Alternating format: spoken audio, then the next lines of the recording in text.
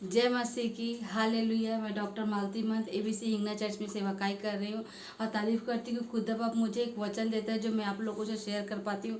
और तारीफ़ करती हूँ खुदा बाप हम सबको स्वस्थ रखा है। और मैं हफ्ते में एक दिन उपवास रखती हूँ। तो हे प्रियो, आपसे विनती है कि आप यदि वीडियो देखते हो तो आपकी लाइफ में कोई भी समस्या हो, चाहे शारीरिक हो, चाहे मानसिक हो, चाहे आत्मिक हो, चाहे कोई भी तकलीफ हो, मुझसे शेयर कीजिए। मैं इसको घुटनों में प्रार्थना रख के खुदा बाप के सामने रखूंगी और खुदा बाप बराबर उसका उपाय और समाधान निकालेंगे। हे प्रियो, हम मत्ती के 13 चैप्टर में पहुंच गए हैं। जो अगली हम शीर्षक पढ़ेंगे वो मैं अपने बाइबल में दिखाती हूँ, जो लिखा है छिपे हुए खजाने का दृष्टांत। मतलब ये ऐसा बता रहा है कि जैसे मान लीजिए कोई मनुष्य है जिसको एक मतलब उसका एक खेत है और उसको खेत में एक छिपा हुआ धन मिलता है। उसके बारे में बताता है 44 में बोलते हैं कि स्वर्ग का राज खेत में छिपे हुए धन के समान है।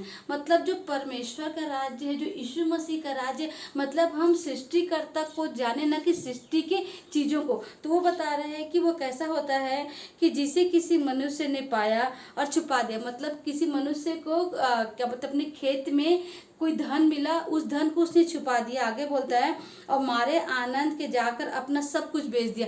मतलब वो धन उसको इतना प्रीशियस लगा कि उसका खुद की जो संपत्ति थी, उस संपत्ति को, पूरी संपत्ति को उसने बेच दिया। आगे बोलता है और खेत को मोल ले लिया। मतलब उस अपनी जितनी भी संपत्ति थी उसको बेच दिया और उस खेत को मोल ले लिया, क्योंकि उसमें धन था। हे प्रियो, मैं आपसे बताना चाहती हूँ कि इसका मतलब ये है कि आज पूरी संसार यदि करोड़ों संपत्ति भी कमाती है, उसके बावजूद भी अपने जान को नहीं बचा पाती। आपने देखा होगा प्रियो, कोविड टाइम में करोड़ करोड़ रुपए देने के बावजूद भी इंसान को बेड नहीं मिला। इंसान यूं ही बिना बेड की वजह से मर गए। आप बोलोगे कि डॉक्टर भी जीवित नहीं रह सकता, क्योंकि कितने सारे डॉक्टर भी कोविड में मरे हैं। पर आपसे बताना चाहती हूँ प्रियो कि परमेश्वर इन हवाओं से हमें ऑक्सीजन निकाल के हमारे नथनों में फूकता है। जैसे उसने आदम को फूका था, आदम को तो मिट्टी से बनाया, उसे नथनों में सांस फूकी और ऐसे सांस फूकने से जीवित हो गया। मतलब यह है प्रियो, मैं बताना चाह रहा हूँ कि हमें धन स्वर्ग में जोड़ना है। क्योंकि आज हमारे पास जो धन है,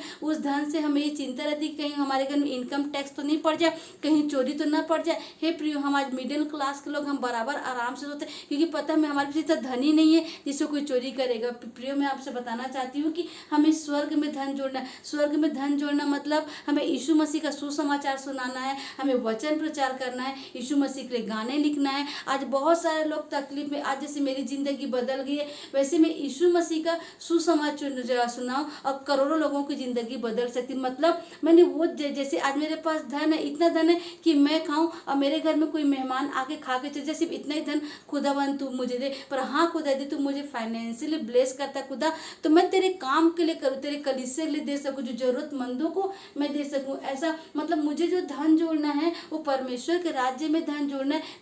प्रियो, आज यहाँ पे हम जो धन जोड़ते हैं उसमें चोरी हो सकता है, इनकम टैक्स लगता है, कभी उसमें दीमक भी खा सकती। पर हम परमेश्वर के राज्य में जो धन जोड़ेंगे उसमें कोई भी दीमक लगेगी, ना चोरी करेगा, ना कोई इनकम टैक्स काटेगा उसे, क्योंकि खुदावन उसके बदले में कई गुना और धन देगा। तो यही मैं बताना चाहती हूँ प्रियो, यदि यीशु मसीह का सुसमाचार मिला है तो वो सुसमाचार उस धन के समान है जो इस पृथ्वी के धन से बेहतर है, जो स्वर्ग का धन है। क्योंकि आज हम सोने के लिए तड़पते प्रियो, पर मेरे खुदावन का मतलब स्वर्ग का रास्ता है सोने का है। इसे तारीफ करते खुदावन ऐसे ही हमें सिखा और तेरे जैसे बदलते चले। तारीफ करते खुदावन, सारी आदर सारी महिमा आपको मिले, यीशु मसीह के नाम से मांगते हैं।